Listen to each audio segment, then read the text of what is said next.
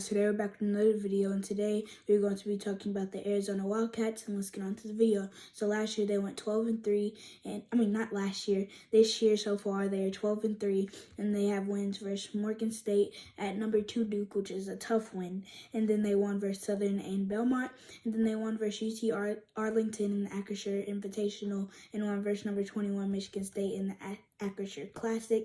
They won versus Colgate and blew out number 23 Wisconsin. I know it was at home, but that's still a really good win. And then they lost versus Purdue in the Indy Classic, which was a really good game. And then they won versus Alabama in the Hall of Fame series, Phoenix, and lost versus number 14 FAU in the Desert Classic in 2 overtimes, which they couldn't stop John L. Davis, and I feel like nobody else can, and really any defense can't stop John L. Davis, and he's a really good player.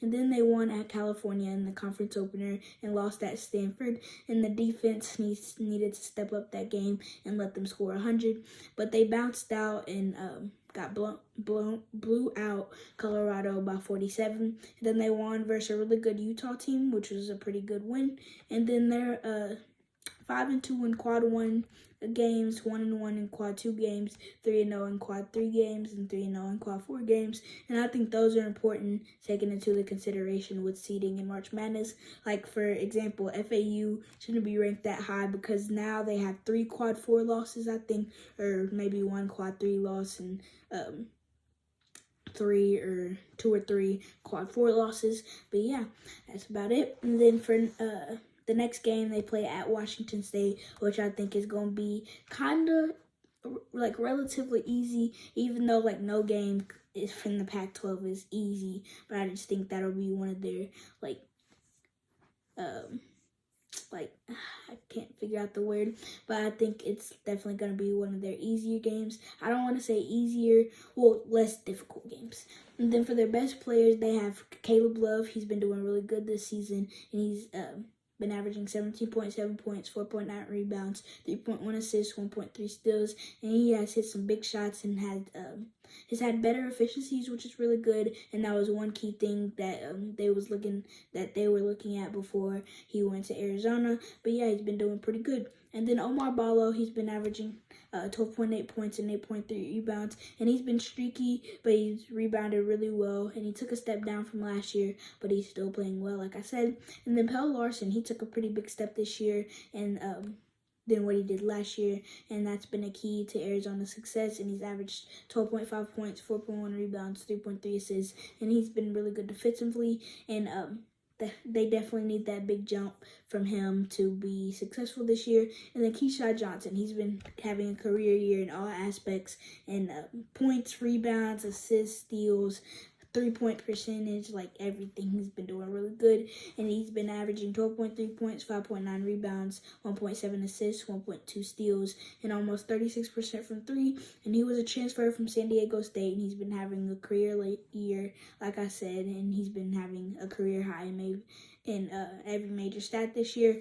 And then Colin Boswell, he's also been one of them guys that needed to take a jump this year for Arizona to do good, and he's been averaging 11.1 points, 4.3 rebounds, 4.3 assists, 2.7 rebounds, and 1.7 steals a game. He's only a sophomore and he's only 18, but he has that built body to where he looks like he's older, but he's been playing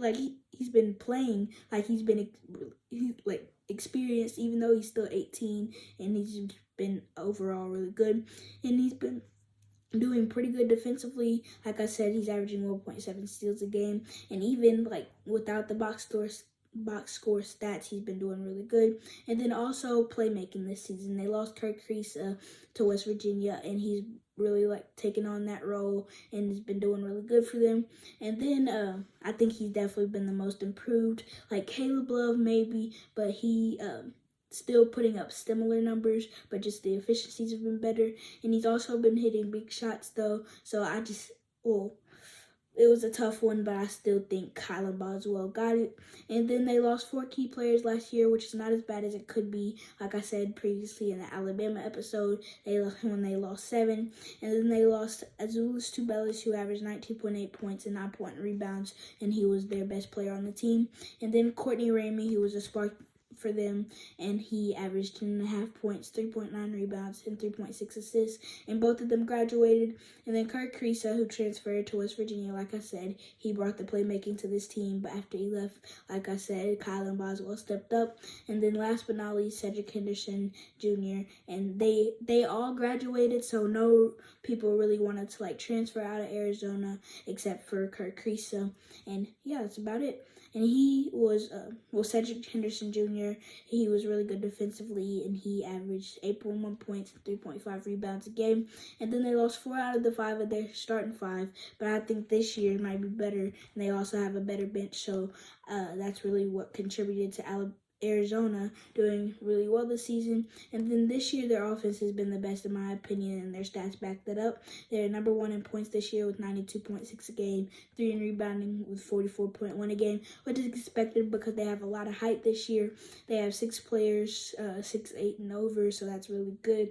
And then they're 6th in assists with 19.8 a game, so they have a lot of team chemistry and no problem with sharing the ball. But they are only 194 in opponent points, and that is their problem, so they will have to step that up this season, and that's why they lost their games to FAU, Stanford, and Purdue, because they all let them score 92 plus points, and they even let Stanford, their offense, which is not that bad, but they let them score 100 points on them, which is never going to win you a game.